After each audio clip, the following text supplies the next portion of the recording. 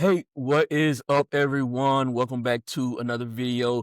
If you're new here, my name's Josh Smith. I'm the founder of Aligner Marketing. And what we do is help successfully stuck GP dental offices escape doctor dependent growth by building scalable, clear aligner systems. Now, before we jump into today's topic, if you haven't yet watched my previous video on hiring stakeholders instead of staff, go watch that first. This video builds directly on that idea because once you understand why hiring stakeholders matter, the next question becomes, well, how do I actually identify them when I am hiring?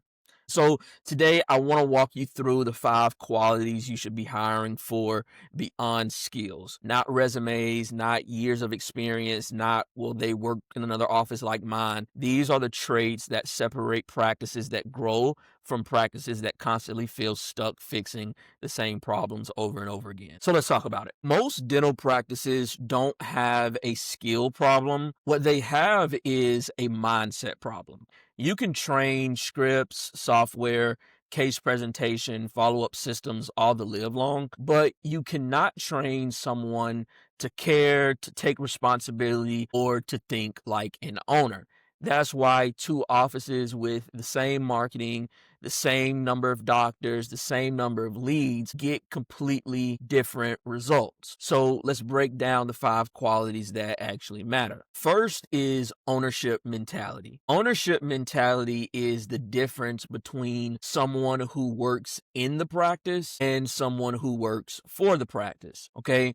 So a staff member says, well, that's not my responsibility, but a stakeholder says, hey, I noticed something wasn't working, so I fixed it. In dentistry, this shows up everywhere. You have missed follow-ups, unconfirmed appointments, patients who need to go home and think about it and simply disappear, broken handoffs between the front desk, your assistant, the doctor. The practices that grow, they aren't perfect. They just have people in place who take responsibility before being asked. So how exactly do you identify someone with an ownership mentality during an interview? You want to ask candidates to talk about their failures, okay? People with an ownership mentality talk about their decisions, while people without it talk about other people's mistake, and that difference is everything. The second quality to look for in stakeholders is coachability. Coachability is the ability to evolve without resistance. Most dental practices don't fail because their team is incapable. They fail because their team is emotionally attached to old habits, okay? So coachability is the ability to hear things like, we're changing how we do this, and respond with curiosity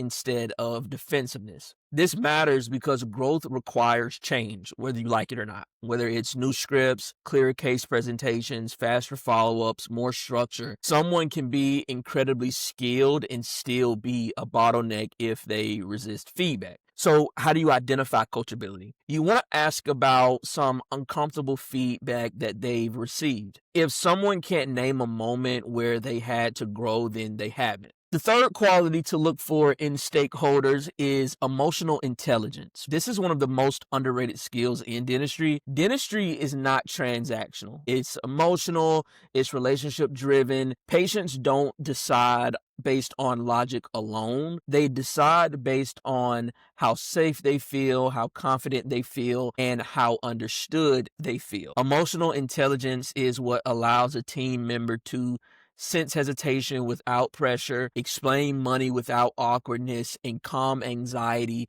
without minimizing it. Low EQ doesn't just hurt culture, it kills conversion. So how do you identify it? You want to listen to how they talk about patients. If they talk about patients like a problem instead of people, well, there's your answer. The fourth quality to look for in stakeholders is bias towards action. A bias towards action means someone doesn't freeze when things aren't perfectly defined. They test, they adjust, they keep things moving. This matters because dentistry is operationally complex. Schedules shift, patients cancel, systems will break, scripts need refining. People who wait for perfect clarity slow everything down. So How do you identify it? You want to ask what they do when they are unsure. Action-oriented people, well, they talk about starting, while passive people talk about waiting. Now, the fifth and final quality to look for in stakeholders is mission alignment. This is the most overlooked and most important.